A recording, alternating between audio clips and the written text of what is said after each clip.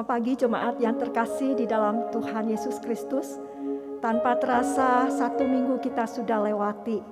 Dan saat ini kita diberikan kesempatan oleh Tuhan untuk bersama-sama beribadah kepada Dia. Untuk mengawali akan ibadah kita pada pagi hari ini, saya mengajak kita semua untuk menyanyikan suatu pujian. Saatku menyembahmu, rohmu bekerja. Kita menyanyikan pujian ini sambil berdiri. Kita nyanyikan sama-sama.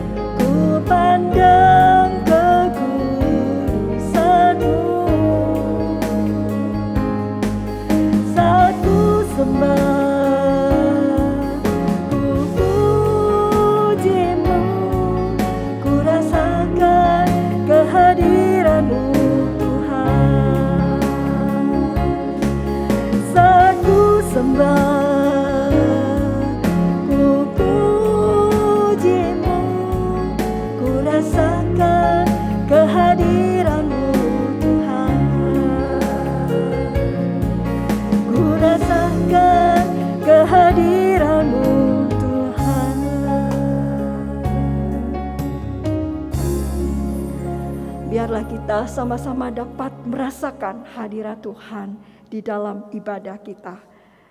Mari kita sama-sama membaca bacaan nats pembimbing kita pada pagi hari ini yang terdapat di dalam Filipi 3 ayat 10. Demikian firman Tuhan. Yang ku kehendaki ialah mengenal Dia dan kuasa kebangkitannya dan persekutuan dalam pemberitaannya, di mana aku menjadi serupa dengan Dia dalam kematiannya. Mari kita masuk dalam saat teduh.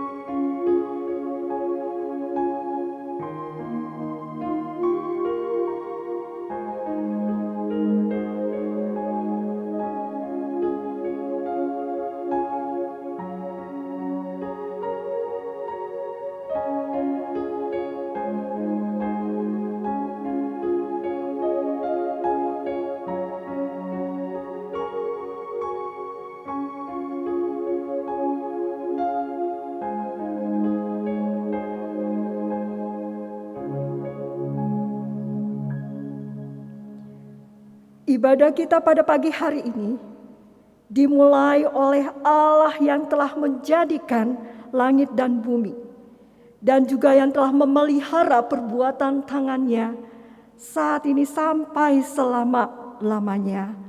Amin. Mari kita duduk. Jemaat yang terkasih di dalam Tuhan Yesus Kristus, oleh karena belas kasihan Tuhan, sehingga Ia mengaruniakan anaknya yang tunggal untuk menyelamatkan saudara dan saya.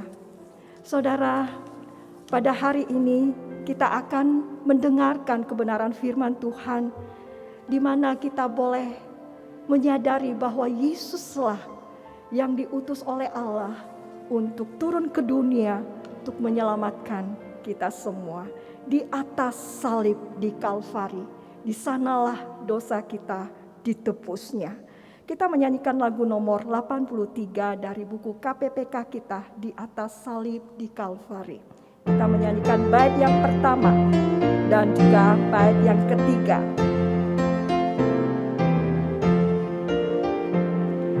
Di atas salib di Kalvari, ku serahkan dosaku yang keji, oleh darahnya aku bersih. Puji namanya, puji namanya, puji namanya.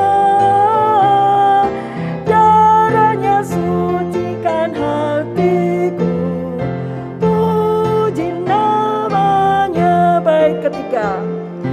Darahnya sumber keselamatan, ku bahagia, ku disucikan, dan terus dijaga tak bercela.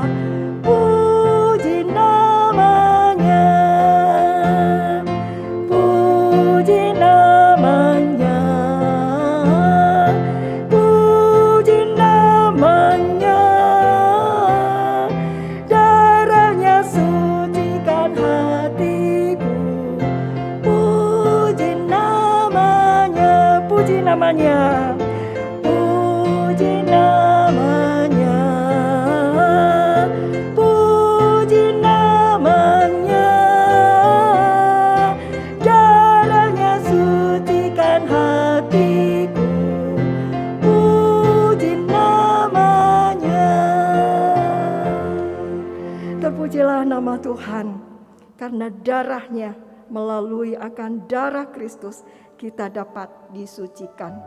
Saya mengajak kita semuanya untuk bangkit berdiri. Kita menyatakan pengakuan iman kita dengan pengakuan iman rasuli.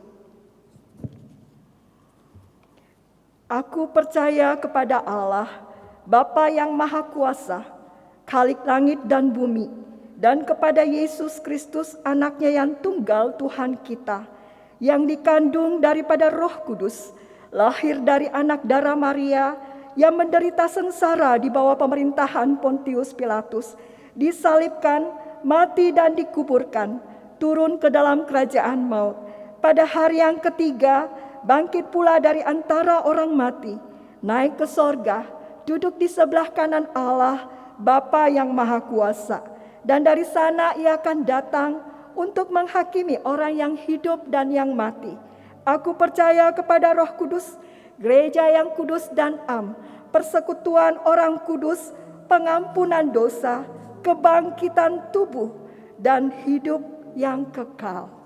Amin. Kita akan sama-sama duduk kembali dan kita akan berdoa bersama-sama. Saudara sekalian, di dalam perjalanan hidup kita tentu kita sering terjatuh dan terjatuh lagi. Kita jatuh di dalam kebodohan kita.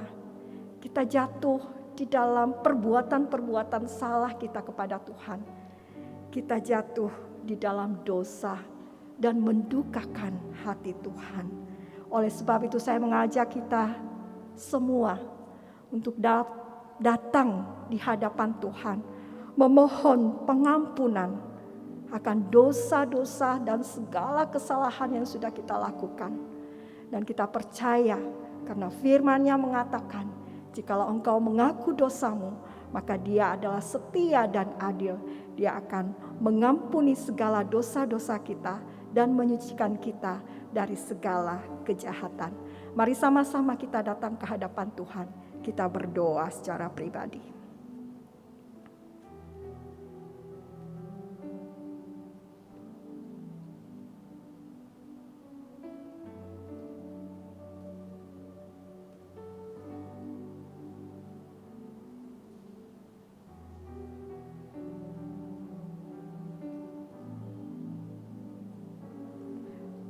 Bapa yang di sorga, inilah kami.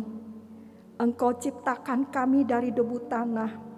Namun kami yang Engkau anugerahi akan segala pikiran-pikiran dan juga hati dan juga hidup. Namun kami terkadang lupa dengan segala kasih anugerah-Mu Tuhan. Dan bahkan kemurahan Tuhan, di mana Tuhan sendiri turun ke dalam dunia untuk mengampuni kami, orang-orang berdosa, untuk menyucikan akan segala dosa kami. Tuhan, di dalam kami menjalani iman kami juga terkadang lemah dan jatuh ke dalam dosa. Tuhan, biarlah Engkau mengampuni segala dosa-dosa kami, dosa-dosa yang telah kami sebutkan di hadapan Tuhan. Biarlah Engkau mengampuninya, Engkau menghapus semua dosa kami, Engkau sucikan kami kembali, supaya kami boleh merasakan hadirat Tuhan. Kami dapat datang ke hadapan Engkau Tuhan. Tuhan, saat ini kami juga mau berdoa menyerahkan bagi mereka yang sedang sakit, bagi mereka yang lemah imannya. Tuhan, biarlah Engkau hadir, Engkau menjamah tubuh mereka, dan Engkau membangkitkan kembali semangat dan juga iman mereka, sehingga mereka boleh mengalami kekuatan di dalam nama Yesus. Kami juga mohon pertolongan Tuhan, agar Engkau memelihara, memproses kami anak-anak-Mu untuk menjadi serupa dengan gambaran-Mu. Kami mohon pertolongan Tuhan bagi setiap kami.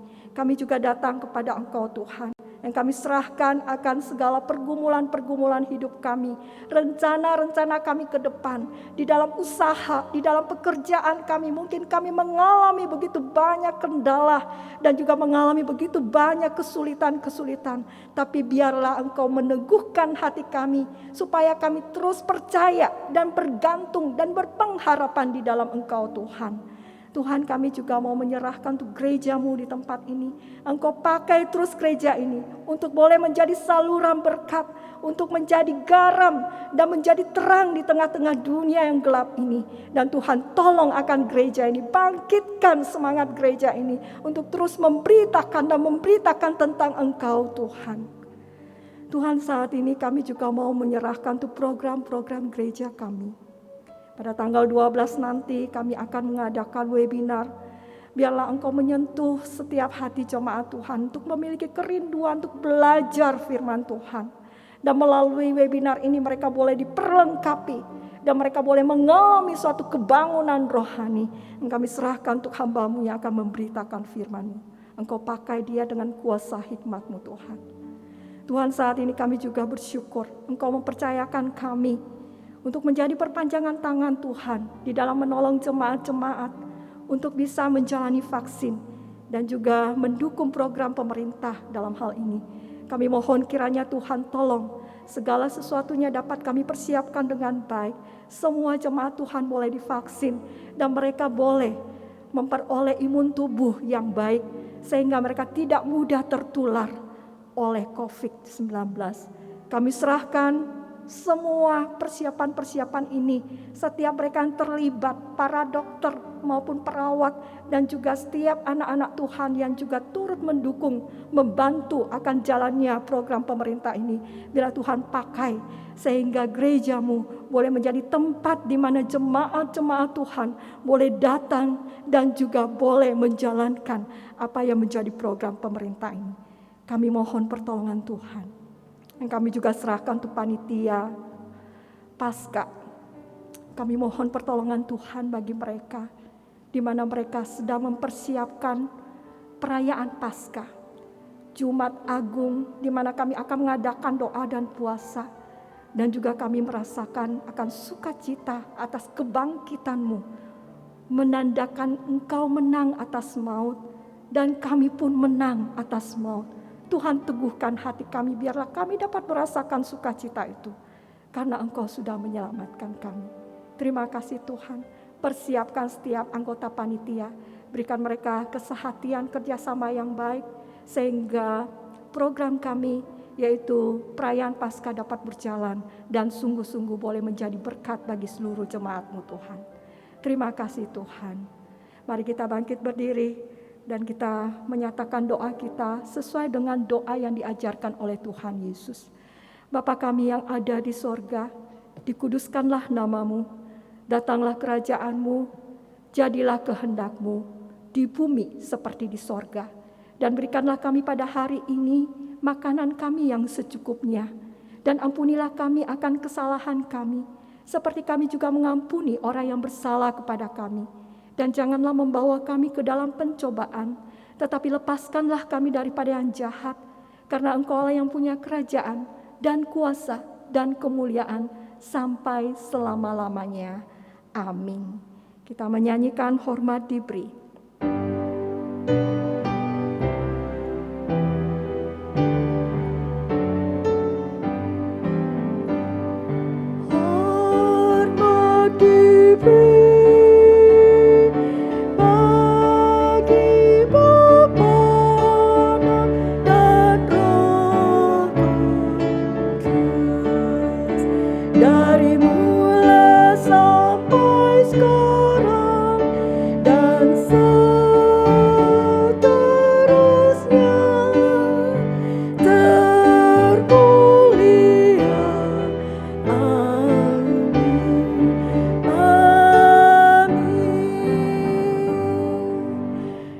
Tetap berdiri, kita membaca bacaan bertanggapan.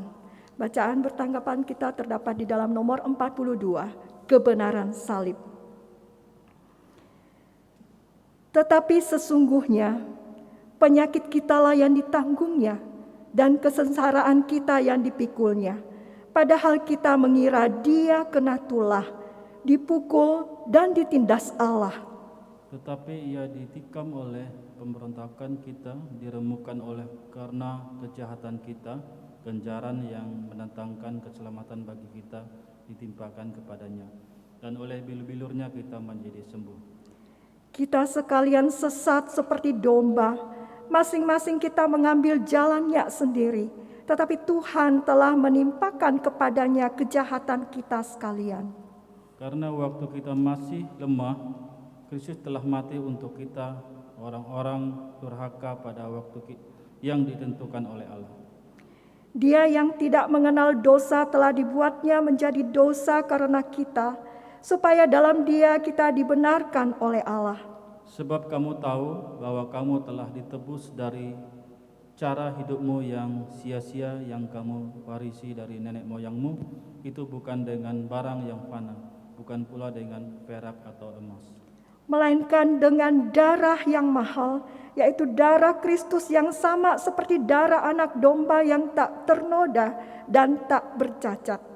Sebab pemberitaan tentang salib memang adalah kebodohan bagi mereka yang akan binasa, tetapi bagi kita yang diselamatkan, pemberitaan itu adalah kekuatan Allah. Tetapi kami memberitakan Kristus yang disalibkan untuk orang-orang Yahudi suatu batu sandungan, dan untuk orang-orang bukan Yahudi suatu kebodohan. Tetapi untuk mereka yang dipanggil, baik orang Yahudi maupun orang bukan Yahudi, Kristus adalah kekuatan Allah dan hikmat Allah. Demikian pembacaan bertanggapan kita. Jemaat sekalian dipersilahkan duduk. Tibalah saatnya kita akan memberikan persembahan kita. Dan biarlah persembahan kita sungguh-sungguh berkenan di hadapan Tuhan. Saudara dapat memberikan persembahan, mentransfer ke nomor rekening gereja, yaitu Bank Pening, ataupun melalui QR yang tercantum di layar monitor Bapak Ibu Saudara sekalian. Kita akan menyanyikan pujian Ku Bawa Korban Syukurku.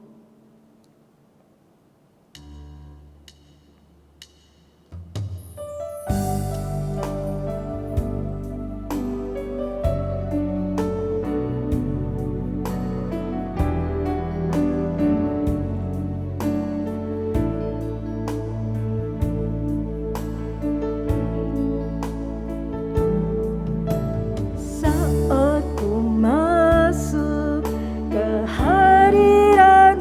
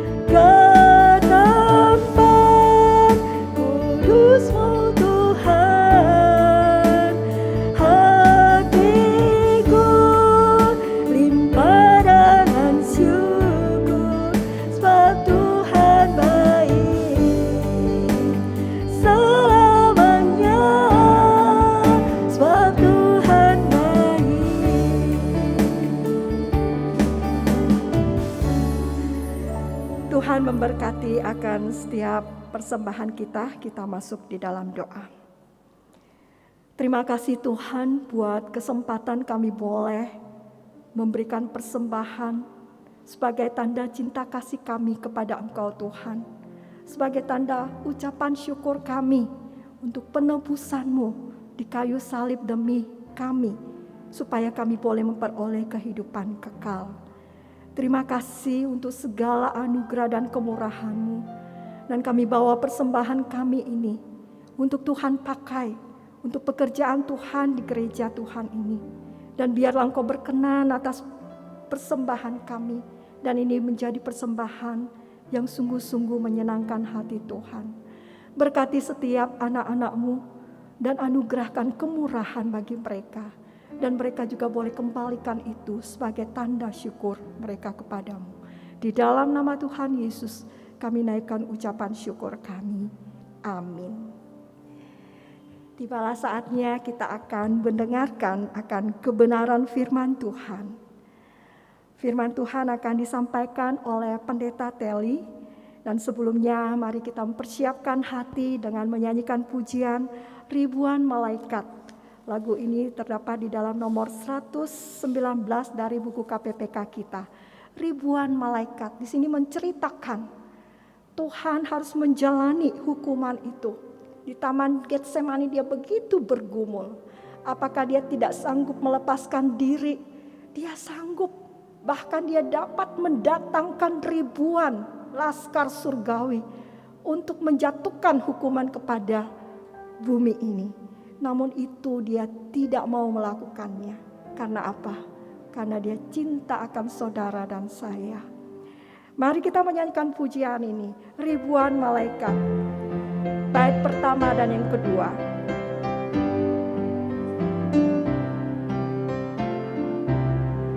Di Taman Getsemani Tuhan Yesus berdoa, ya ditangkap dan dibawa, ya yang tidak berdosa dihina dicerca, enyahkan dan salibkan dia. Bukankah dia dapat memanggil ribuan malaikat, lepaskan dia, tapi tidak dilakukannya. Ya rela mati untuk saya. Bait 2. Di atas kepalanya duri sebagai mahkota, ya diejek dan dicela. Dengan sabar ia terima perlakuan manusia, menderita sebab dosaku. Bukankah dia dapat memanggil ribuan malaikat, lepaskan dia, tapi tidak dilakukannya. Ya rela mati untuk saya.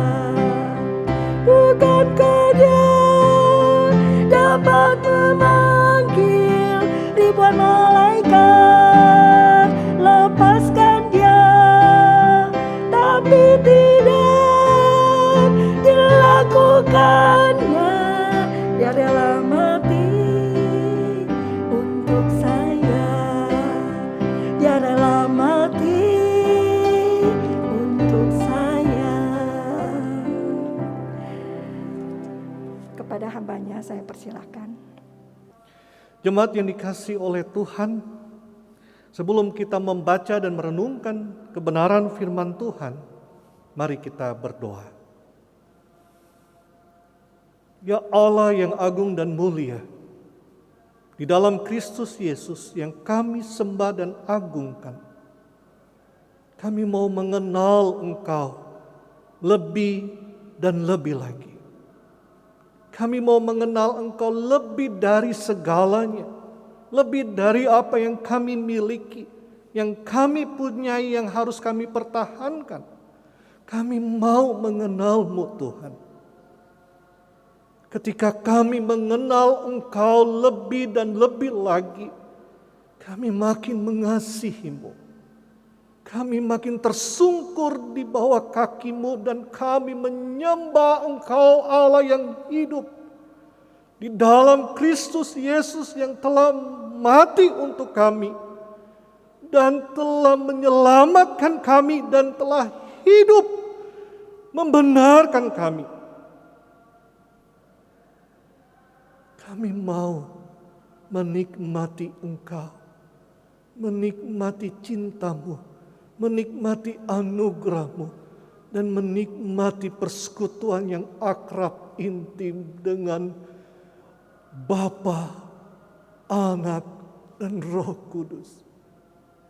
Sehingga hati kami terus meluap, hati kami terpuaskan, hati kami tidak berhenti untuk terus mengagungkan, memuliakan Engkau, Allah yang begitu agung dan mulia.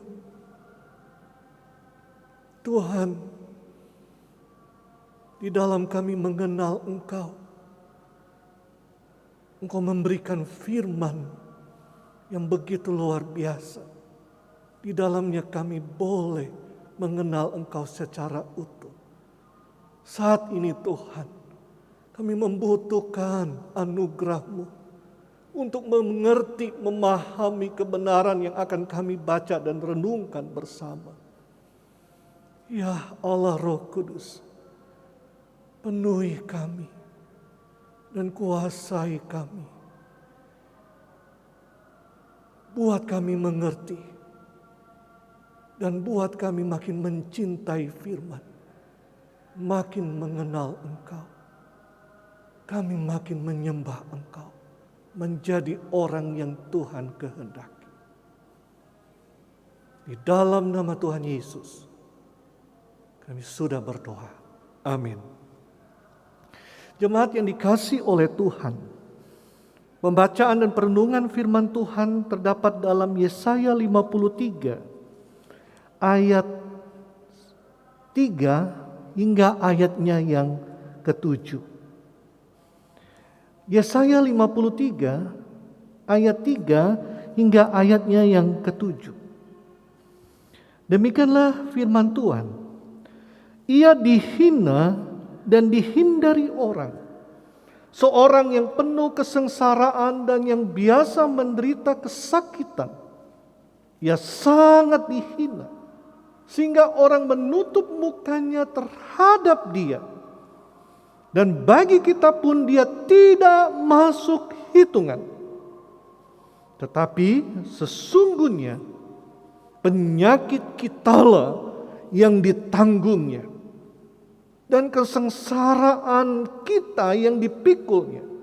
Padahal kita mengira dia kena tulah, dipukul dan ditindas Allah. Tetapi dia tertikam oleh karena pemberontakan kita. Dia diremukkan oleh karena kejahatan kita. Ganjaran yang mendatangkan keselamatan bagi kita ditimpakan kepadanya. Dan oleh bilur-bilurnya kita menjadi sembuh.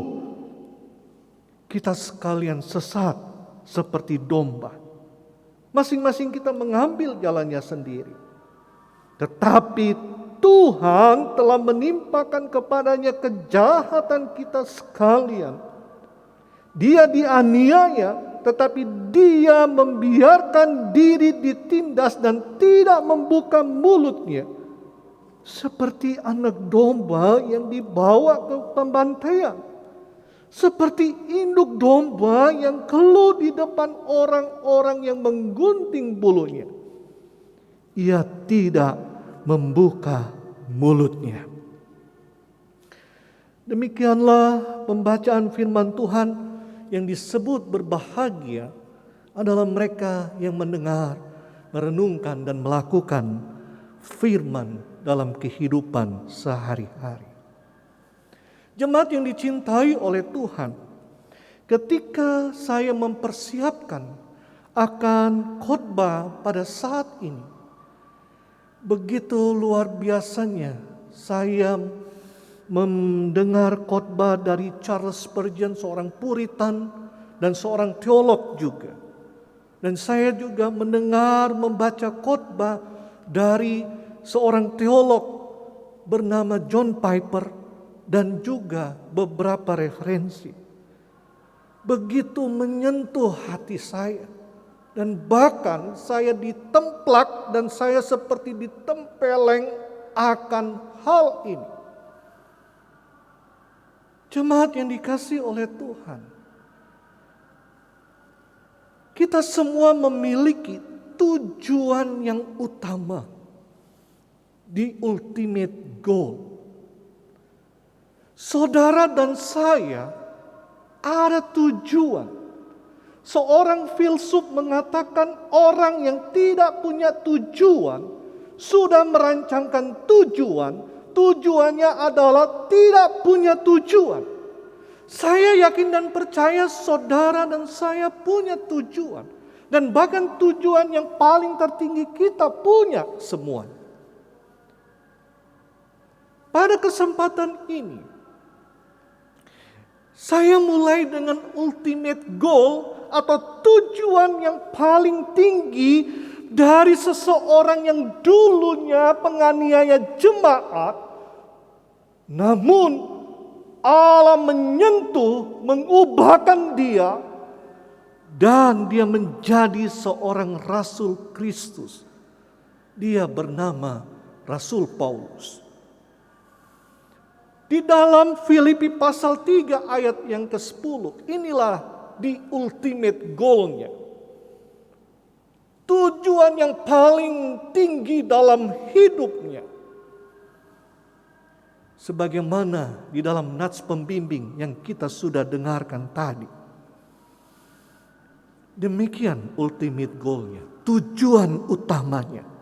Yang ku kehendaki ialah mengenal dia dan kuasa kebangkitannya dan persekutuan dalam penderitaannya, di mana aku menjadi serupa dengan dia dalam kematiannya. Jemaat yang dikasihi oleh Tuhan, ini adalah tujuan akhir dan tertinggi dari seorang rasul yang bernama Paulus. Di mana yang untuk tujuan akhirnya, dia mengorbankan segalanya.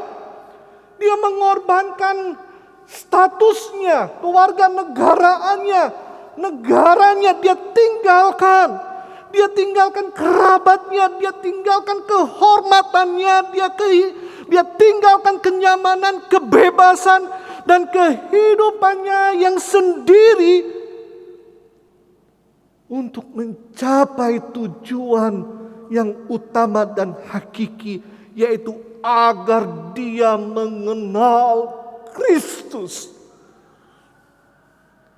Ini bukanlah doa dan hasrat Paulus sebagai orang yang belum bertobat, agar dia mengenal Kristus dan dengan demikian dia diselamatkan. Namun ini adalah keinginan yang paling dalam orang yang telah diselamatkan, yang menikmati keyakinan penuh bahwa dosa-dosanya telah diampuni oleh Kristus dan bahwa dia ada di dalam Kristus. Hanya orang yang telah dilahirkan kembali dan diselamatkan yang dapat merasakan keinginan yang begitu besar, yaitu agar aku dapat mengenalnya. Apakah saudara heran bahwa orang yang diselamatkan akan memiliki keinginan seperti ini? Mari kita lihat refleksi yang membuat saudara terheran-heran. Coba jemaat bayangkan bahwa saudara hidup di zaman Kaisar Romawi, di mana saudara ditangkap oleh tentara Romawi, saudara diseret dari negara asal saudara, lalu saudara dijual dan dijadikan budak. Saudara ditelanjangi, dicambuk dan dipenjara dan diperlakukan dengan kejam, diperlakukan dengan sangat memalukan. Dan pada akhirnya saudara dijatuhi hukuman mati, dan itu harus dilakukan di sebuah amfiteater. Ada Kolosium, di mana amfiteater itu tempat pertunjukan. Orang-orang, ribuan orang ada di sana. Orang biasa sampai bangsawan petinggi-petinggi ada di situ. Orang yang di sana diadu dengan binatang yang sangat buas, dalam hal ini singa. Saudara pada saat itu dimasukkan di dalam amfiteater. Saudara sendiri dan hanya dipersenjatai dengan satu senjata belati, dan itu untuk pertahanan yang buruk melawan binatang buas. Lalu sebuah pintu di sebelah kanan ditutup, di sebelah kiri pintu dibuka. Masuklah singa yang begitu lapar dan siap untuk mencabik-cabik dan bahkan menerkam makan dan menghancurkan saudara. Pilihannya saat itu saudara melawan atau saudara akan dihancurkan, dicabik-cabik oleh singa. Namun saudara cuma punya alat pertahanan pisau belati yang sangat kecil. Dan saat itu saya yakin dan percaya konflik terjadi begitu demikian besarnya. Ada rasa takut, ada rasa khawatir, dan bahkan juga saudara rasanya mau mati. Dan saat itu apa yang terjadi? Singa itu sudah siap untuk menerkam. Dan ketika singa itu akan menerkam, saudara menutup mata. Tiba-tiba ada seorang penyelamat lompat di tengah-tengah Kolosium atau amfiteater itu. Lalu dia memukul singa dan membunuh singa itu. Lalu penyelamat itu menghampiri saudara dan mengangkat saudara. Ia tersenyum ke wajah saudara yang tidak berdarah dan membisikkan keselamatan di telinga saudara. Dan ia berkata, "Engkau bebas." Tidak berhenti di situ, saudara-saudara. Saat para penjaga membawa saudara ke jalan terbuka, saudara menghirup udara sejuk dan segar. Bukanlah pertanyaan pertama yang saudara ajukan kepada para penjaga. Siapa pembebasku? Sehingga aku dapat tersungkur di kakinya dan menyembah dia. Peristiwa ini tidak berhenti di situ, saudara-saudara. Bahkan seorang penyelamat ini membawa saudara tinggal di rumah yang begitu agung, begitu mewah dan besar dan mulia. Saudara diobati di situ. Saudara dilayani oleh para pelayan.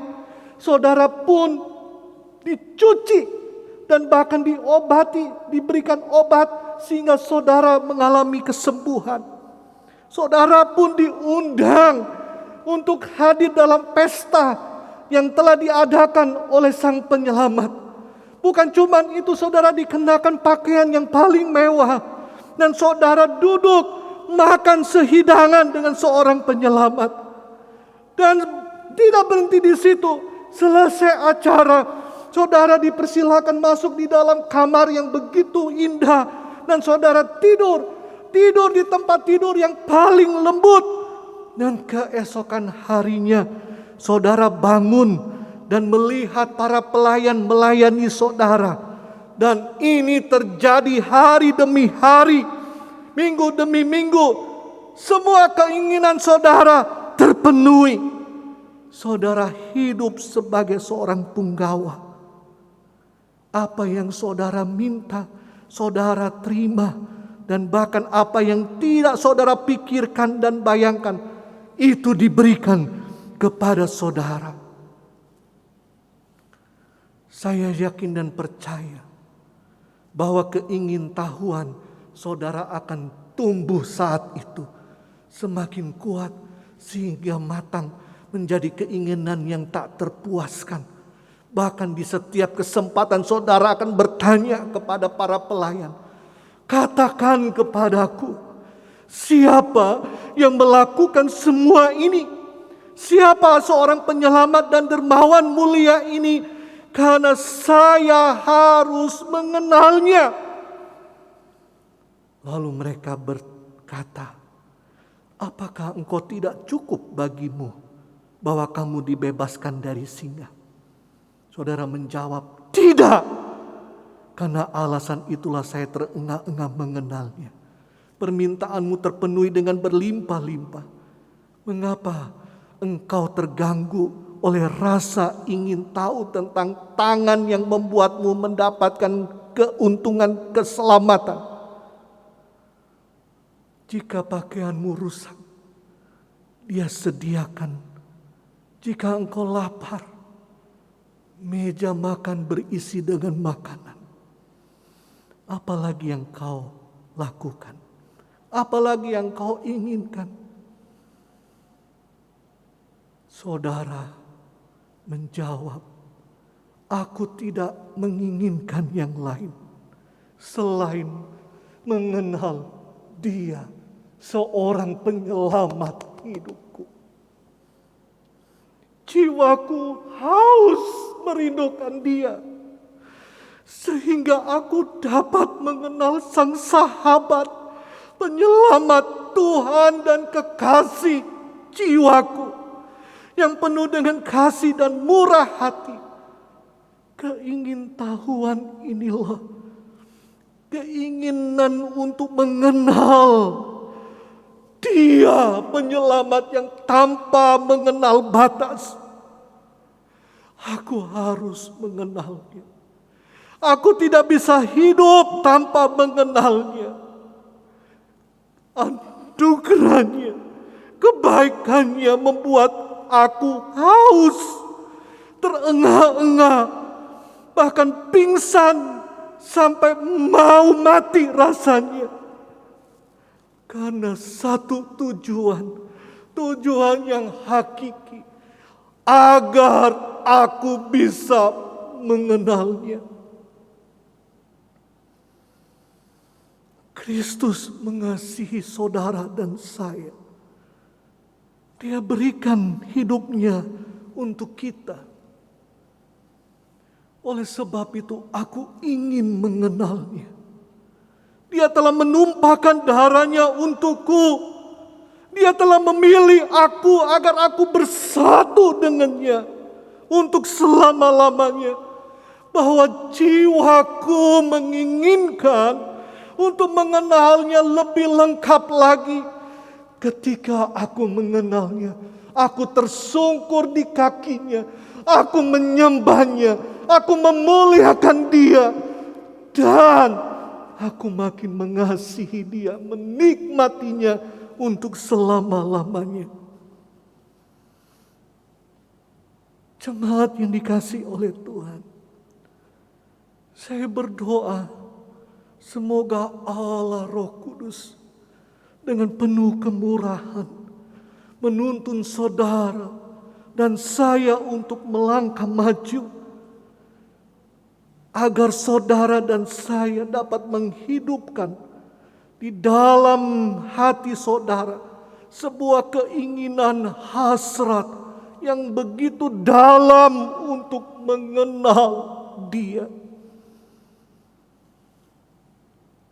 Bapak, Ibu, saudara-saudara yang dikasihi oleh Tuhan, untuk mengenal Dia secara utuh, maka kita harus mengetahui kehidupan dari Tuhan kita Yesus Kristus. 4 Injil di dalam kitab suci menceritakan begitu lengkap kehidupan Yesus, mulai Dia keturunannya dari mana dia lahir. Sesudah itu dia melayani dan dia akhirnya bergumul dan harus mati di kayu salib. Dan setelah itu dia bangkit dan naik ke surga.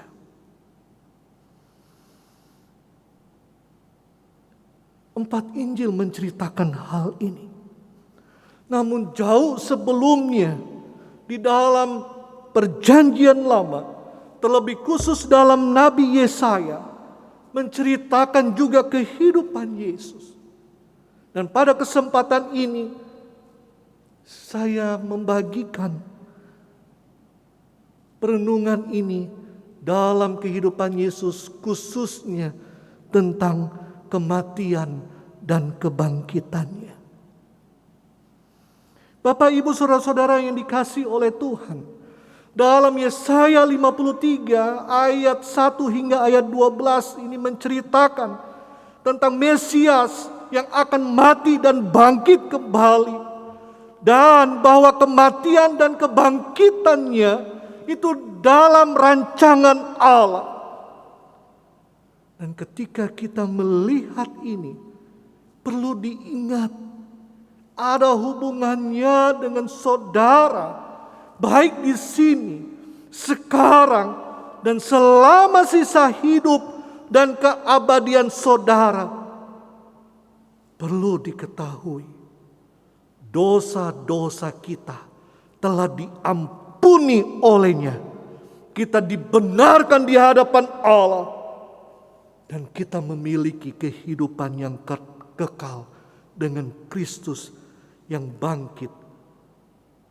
Dan dia memberikan itu semua secara cuma-cuma. Jemaat yang dikasihi dan dicintai oleh Tuhan. Hamba Tuhan yang dicatat di dalam Yesaya 53 menunjuk kepada Kristus. Hamba Tuhan yang menderita, yaitu Yesus Kristus. Hamba Tuhan ini dijanjikan untuk mati dan bangkit, menyelamatkan dan menghidupkan kita semua. Mari kita perhatikan pada hamba Tuhan yang dijanjikan mati dan mengapa ini harus terjadi. Jemaat yang dikasihi oleh Tuhan, kematian itu dibuat eksplisit dalam ayat 8, 9, dan 12. Dan dalam ayat 7 mengatakan bahwa dia dipimpin seperti domba yang masuk kepada pembantaian. Dan di dalam ayat yang ke-8 menyebutkan bahwa pembantaian itu sebenarnya berhasil. Mari kita lihat bersama. Sesudah penahanan dan penghukuman, ia terambil, dan tentang nasibnya siapakah yang memikirkannya? Sungguh ia terputus dari negeri orang-orang hidup, dan karena pemberontakan umatku ia kena tulah. Ia terputus dari tanah yang hidup. Dia terbunuh. Itu eksekusi dan bukan tidak disengaja. Dan bahkan di dalam ayat yang ke-9, kematian itu jelas dengan merujuk pada penguburannya.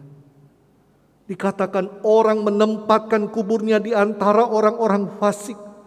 Dan dalam kematiannya, ia ada di antara penjahat-penjahat, sekalipun ia tidak berbuat kekerasan dan tipu tidak ada dalam mulutnya. Dia mati dan dikuburkan. Jemaat yang dikasihi oleh Tuhan, dalam ayat 12 menyebutkan, sebab itu aku akan membagikan kepadanya orang-orang besar sebagai rampasan, dan ia akan memperoleh orang-orang kuat sebagai jarahan, yaitu sebagai ganti karena ia telah menyerahkan nyawanya ke dalam maut, dan karena ia terhitung di antara pemberontak-pemberontak, sekalipun ia menanggung dosa banyak orang dan berdoa untuk pemberontak-pemberontak. Bapak, Ibu, saudara-saudara yang dikasihi oleh Tuhan, ada 10 pernyataan mengapa Tuhan merencanakan hamba-Nya untuk mati. Apa itu? Mari kita lihat bersama-sama. Di dalam ayat yang keempat, tetapi sesungguhnya penyakit kitalah yang ditanggungnya. Yang berikutnya di dalam ayat yang keempat, dan kesengsaraan kita yang dipikulnya. Ayat 5, tetapi dia tertikam oleh karena pemberontakan kita. Dia diremukkan oleh karena kejahatan kita. Ganjaran yang mendatangkan keselamatan bagi kita ditimpakan kepadanya. Dan oleh bilur-bilurnya kita menjadi sembuh. Tuhan telah menimpahkan kepadanya kejahatan kita sekalian. Dia terputus karena pemberontakan umatku. Dia memikul kejahatan mereka. Dan yang ke-10, dia menanggung dosa banyak orang. Jika saudara di sini di pagi ini dan saudara bertanya, apa esensi agama atau kekristenan? Apa yang menjadi jantung dan pusat dari kekristenan? Jawabannya di dalam ayat 6, semua manusia tersesat. Kita semua telah beralih ke jalan kita sendiri. Dan ini adalah pelanggaran dan dosa. Kita berputar dari Tuhan. Dan menjadikan diri kita Tuhan kita sendiri dan harta kita sendiri. Kita tidak mau dipimpin oleh Tuhan. Kita mau dipimpin oleh diri kita sendiri. Kita pikir kita hebat, kita pikir kita pintar, kita pikir kita berhikmat, kita pikir saya bisa. Dan kita menggantikan kemuliaan Tuhan dengan kita menganggap dan menaruh berhala. Dan bahkan diri kita pun bisa menjadi berhala. Namun, ada kabar sukacitanya. Karena saudara berdosa, karena saudara telah melakukan pelanggaran, hukumannya adalah maut, dan itu pasti. Namun Allah begitu murah hati, Dia mengasihi manusia, dan Dia tidak meninggalkan kita semua, dan justru Dia memberikan jalan keluar.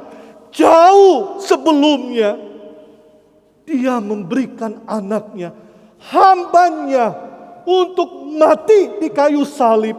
Dan Dia diremukkan, Dia hancurkan. Dan bahkan Dia seperti domba yang dibawa di pembantaian. Mukanya tidak bisa dikenali lagi. Demi dosa saudara dan saya. Dan Dia hidup. Dan Dia bangkit. Dia naik ke surga untuk saudara dan saya. Menyelamatkan saudara dan saya.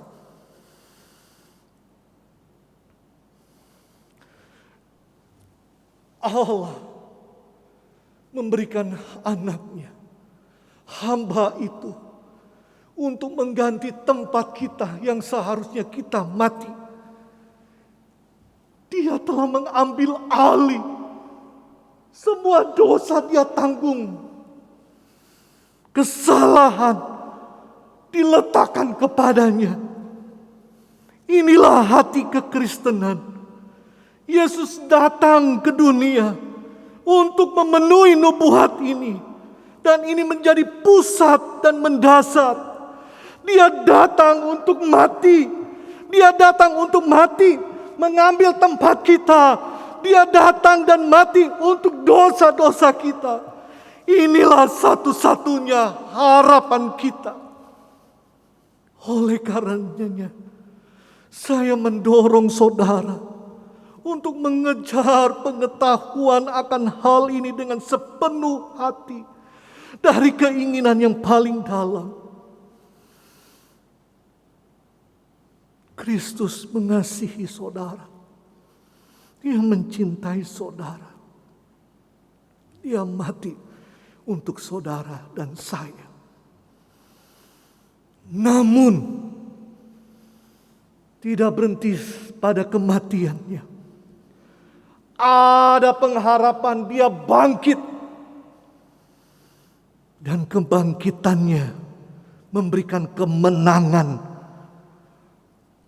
Apa kemenangannya? Di dalam ayatnya yang ke-10b. Ia akan melihat keturunannya. Umurnya akan lanjut. Dan kehendak Tuhan akan terlaksana. Kemudian di dalam ayatnya yang ke-11. Kemenangannya di mana dia melihat terang dari kematiannya. Dan dia menjadi puas. Dia tidak mati, dia hidup dan Allah puas. Karyanya selesai dan dia merasa bahagia. Dia hidup dan Allah pun puas. Dia membenarkan banyak orang yang percaya kepadanya. Saudara dan saya percaya kepadanya. Saudara dan saya dibenarkan di hadapan Allah. Kristus mati untuk saudara dan saya. Kristus yang mati tidak membenarkan. Kristus yang hidup membenarkan saudara.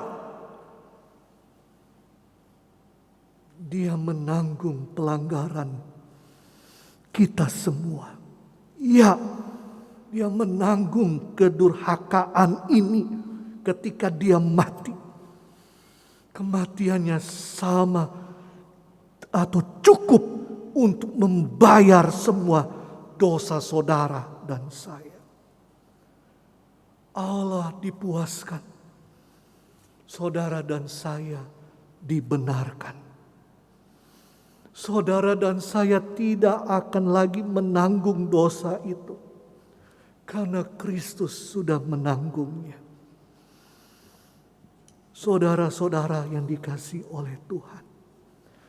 Kebangkitan Yesus terjadi demi kepentingannya.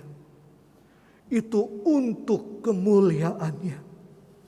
Biarkan Allah merasa puas dan terhormat atas karya keselamatannya yang luar biasa di kayu salib. Dan kita pun merasa bahagia juga karena kita diselamatkan. Jemaat yang dikasihi oleh Tuhan. Saya akan mengakhiri khotbah saya. Kebanyakan orang tahu dan menghargai lagu Amazing Grace. Ditulis oleh John Newton. Ia lahir pada tahun 1725. Ia seorang pedagang. Sebelum Tuhan menyelamatkan dia dari rasa malu. Namun ada banyak karya-karyanya yang begitu luar biasa. Karyanya yang penuh dengan kedalaman teologisnya. Dan ini puisi salah satunya. Dia berkata demikian. Dalam kejahatan aku menikmati. Tidak terpengaruh oleh rasa malu atau ketakutan. Sampai objek baru menghantam pandanganku. Dan menghentikan karir liarku. Aku melihat seorang tergantung di pohon. Dalam penderitaan dan darah yang mengalir. Siapa yang menatapku dengan mata lesu? di dekat salibnya aku berdiri. Tentu saja tidak pernah sampai tarikan nafasku yang terakhir. Bisakah aku melupakan gambar itu? Itu nampak seolah-olah menagih aku dalam kematiannya. Meskipun ia tidak mengucapkan sepatah kata pun. Namun hati nuraniku merasakan dan memiliki rasa bersalah. Dan membuatku putus asa. Aku melihat dosa-dosaku. Darahnya telah tertumpah untukku. Dan membantu untuk seperti cermin memakukan dia di sana. Sayang, aku tidak tahu apa yang aku lakukan. Namun sekarang air mataku menjadi sia-sia. Di mana jiwaku yang gemetar akan disembunyikan. Karena aku, Tuhanku, dibunuh dan disalibkan. Kedua kalinya ia menatapku dan berkata, aku telah mengampuni engkau. Darahku menjadi tebusan dan telah membayar lunas dosa-dosamu. Aku mati agar engkau hidup. Jadi dengan kematiannya dosa-dosaku diperlihatkan dengan segala coraknya yang paling hitam. Begitulah misteri anugerah. Itu menutup pengampunanku juga. Dengan kesedihan yang menyenangkan dan kegembiraan yang menyedihkan. Semangatku sekarang terisi. Bahwa aku harus menghancurkan hidup yang kuhidupi sekarang. Namun aku hidup di dalam Dia. Dalam kematian Yesus. Kita melihat 3 hal. Penyerahan. Dia menjadikan dirinya sebagai pelecehan yang mengerikan. Pemisahan. Dia mengalami kesendirian. Sehingga kita dapat menikmati persekutuan dengan Tuhan. Dan kesedihan. Dia tidak mendapatkan apa yang layak dia dapatkan. Tapi apa yang pantas untuk kita dapatkan. Kebangkitan Kristus membawa setiap orang dari kematian kepada kehidupan. Setiap suku, bangsa dan bahasa diampuni dan dibenarkan.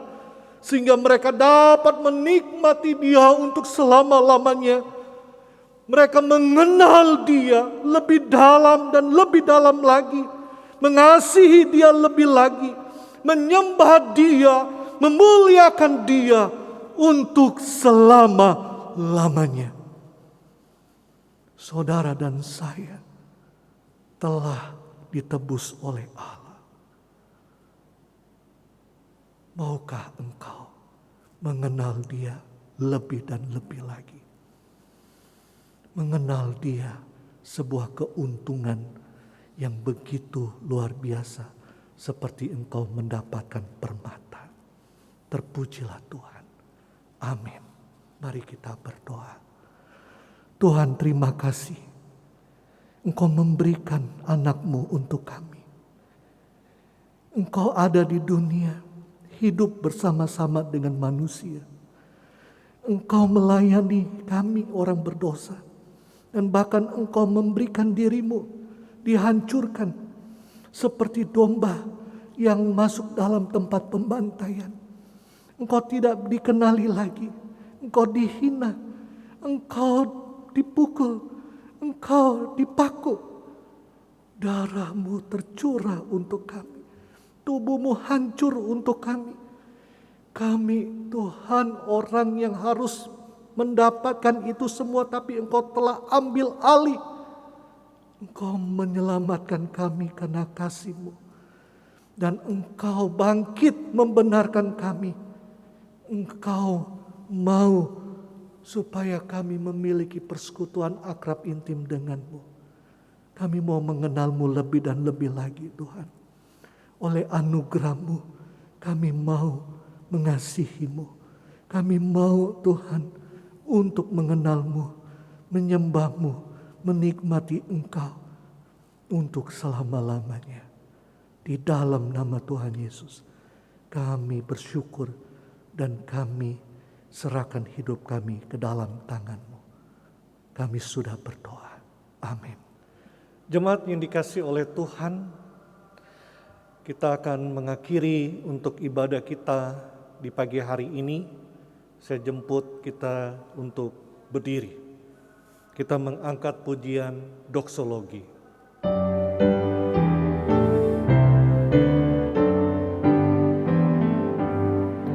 Puji Allah Bapa Putra, puji Allah Roh Kudus,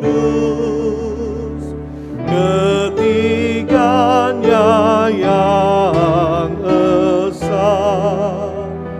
Pohon selamat sumber berkah.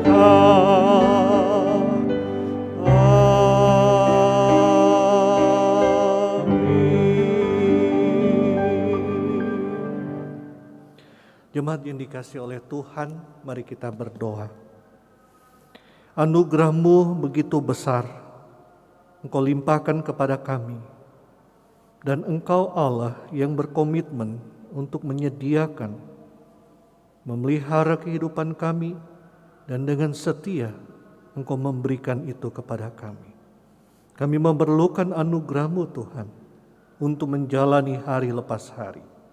Berkati jemaat-Mu, satu persatu Tuhan, jangan sampai terlewatkan. Engkau memberkati mulai dari anak-anak hingga orang tua lanjut usia. Engkau memberkati setiap keluarga-keluarga, memberkati dengan berkat dari sorga, sehingga kehidupan mereka makin melimpah dengan ucapan syukur dan mereka menyembah Engkau dan mengagungkan akan nama-Mu. Hidup mereka makin mengasihi Engkau. Tolonglah Tuhan. Dan Engkau Tuhan di dalam kepakan sayap-Mu, dalam naungan kasih-Mu yang begitu luar biasa, kami berlindung. Tuhan, kami bersandar kepada-Mu. Tolonglah Tuhan, lindungilah anak-anak-Mu, dan Engkau menjagai kami semua. Tuhan, berkati jemaat-Mu yang berulang tahun. Sepanjang minggu ini, Engkau menyempurnakan sukacita mereka. Biarlah mereka merasakan akan kasih Tuhan, cinta Tuhan. Tuhan, di hari ulang tahun ini, mereka boleh mempersembahkan hidup mereka untuk-Mu Tuhan. Berkati mereka. Dan Tuhan memberkati jemaat-Mu yang berusaha dan bahkan yang mencari pekerjaan. Tuhan berserta dengan mereka. Tuhan buat berhasil apa yang mereka kerjakan. Dan sekali lagi, lewat usaha, lewat pekerjaan, lewat mereka mencari kerja, bagi pemuda-pemudi yang menyelesaikan sekolah, Tuhan, mereka memuliakan Engkau, Allah yang agung dan mulia. Terpujilah Tuhan. Kami serahkan semuanya ke dalam tangan. Jemaat yang dikasihi oleh Tuhan, arahkanlah hati dan pikiranmu, dan terimalah berkat Tuhan. Kasih karunia, rahmat dan damai sejahtera dari Allah Bapa dan Kristus Yesus, Tuhan kita, dan persekutuan dengan Roh Kudus akan selalu menyertai, memberkati, menopang saudara sekalian saat ini dan sampai selama-lamanya. Amin.